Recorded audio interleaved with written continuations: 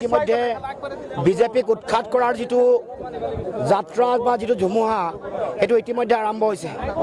আজি সৰভোগ ভৱানীপুৰতো ৰাইজে দেখিলে আৰু অসমৰ সকলো প্ৰান্ততে জনগণে বিজেপিৰ ভ্ৰষ্টাচাৰী শাসন, সাম্প্ৰদায়িকতাৰ ঘৃণাৰ ৰাজনীতি, জনগণক বিভিন্ন ধৰণে কৰ কাটলৰ বোজা জাপি দি অত্যাৱশ্যকীয় সামগ্ৰীৰ মূল্য বৃদ্ধি কৰি 53 বছৰৰ বিদেশীৰ বোজা জাপি দি 27খন টোল গেটৰ বোজা জাপি দি 2,16,000 কোটি টকা যেতিয়া ঋণৰ বোজা দিলে, 50,000 বিঘা মাটি আম্বানী, আদানী, ৰামদেৱক জাপি দিবৰ কাৰণে যেতিয়া ষড়যন্ত্ৰ কৰিলে আৰু হিতাধিকাৰী আঁচনিৰ নামত মহিলাসকলক লাইন কৰোৱাই ৰেগিং কৰা দি তেওঁলোকক নিৰ্বাচনী অভাৱত প্ৰচাৰ চলাই তেওঁলোকক টকা পইচা দিলে, তাৰ মাজত এনেকুৱা হেঁচা ঠেলাত বহু মহিলা ৰোগাক্ৰান্ত হৈ মৃত্যুমুখতো পৰিলে। এই অন্যায়ৰ বিৰুদ্ধে ৰাইজে এইবাৰ বিজেপিক উৎখাত কৰিবৰ কাৰণে সিদ্ধান্ত গ্ৰহণ কৰিছে। চুনামি আৰম্ভ হৈছে।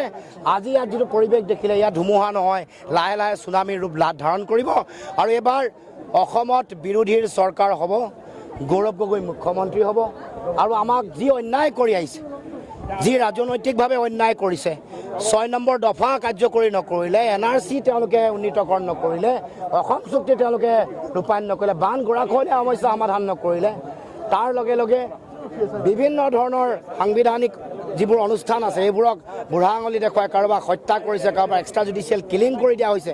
এইবোৰৰ বিৰুদ্ধে ৰাইজ সংঘবদ্ধ হৈছে আৰু এইবাৰ অসমৰ মাটিৰ পৰা বিজেপিক উৎখাত কৰাৰ যিটো যাত্ৰা, সেই যাত্ৰা শক্তিশালী ৰূপত আৰম্ভ হৈছে। তাৰ ৰণধ্বনি আজি এই সৰভোগ আৰু ভৱানীপুৰ সমষ্টিত আৰম্ভ হৈছে আৰু মনোৰঞ্জন তালুকদাৰ ইয়াৰ পৰা জিকি যোৱাটো 100% নিশ্চিত।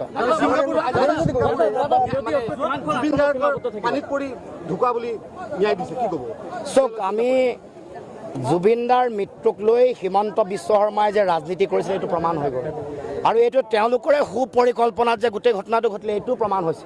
কাৰণ সেইকাৰণে আজিলৈকে প্ৰধানমন্ত্ৰী আৰু গৃহমন্ত্ৰী সমাধি ক্ষেত্ৰলৈ যাব পৰা নাই। সেইকাৰণে আজিলৈকে কোনো ভাষণত, কোনো বক্তব্যত প্ৰধানমন্ত্ৰী, গৃহমন্ত্ৰীয়ে জুবিনদাৰ নাম স্মৰণ কৰা নাই। সেইকাৰণে আজিলৈকে জুবিন ক্ষেত্ৰখন উন্নয়নৰ কাৰণে, সৰ্বাংগ সুন্দৰকৈ গঢ়িবৰ কাৰণে কোনো কাম কৰা নাই, ঠিকা আবণ্টন হোৱা নাই, কোনো পদ্ম বঁটা আজিলৈকে জুবিনদাক দিয়া নাই, ভাৰত ৰত্ন দিয়াটো দূৰৰে কথা। এই কথাই প্ৰমাণ কৰে যে জুবিনদাৰ এই যিটো মৃত্যু, এইটো বিজেপিৰ তেওঁলোকৰ আদৰ্শ আৰু চিন্তাৰ পৰিপন্থী কাম কৰাৰ কাৰণে, বিজেপিৰ কাম কাজবোৰক প্ৰত্যাহ্বান জুবিনদাই জনোৱাৰ কাৰণে সুপৰিকল্পিতভাৱে তেখেতক হত্যা কৰা হৈছে।